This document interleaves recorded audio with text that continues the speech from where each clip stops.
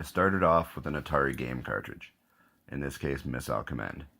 I took it apart by carefully removing the label and taking out the screw that was there, and then prying around the edges until it popped apart. I then took a Dremel to the inside, got rid of anything and everything that was in the way. I test fitted the Pi Zero and the stripped down USB hub, which was a tight fit, but it looked doable.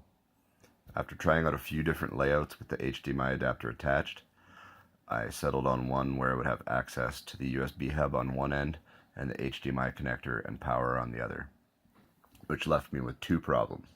Number one, the SD card would be jammed against the side of the cartridge, so I made a hole that gives me SD card access without needing to take the cartridge apart. Number two, the micro USB power slot was too far back and an adapter would sit too far out.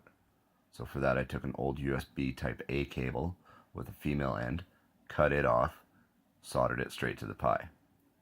I got all the components in place and there was no room for the cable coming off the USB hub, so I cut that short and soldered that straight to the Pi as well.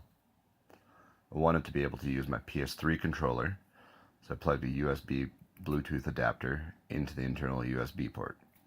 Everything was hot glued into place, and I also added some hot glue at the soldered connections to keep the wires from getting disconnected. All modifications to the case were made with my trusty Dremel.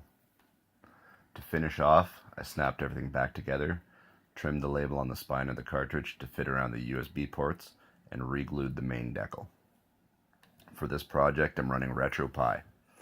It did need some very minor programming, which I'd never done before, so for that I got most of my info from ETA Prime on YouTube.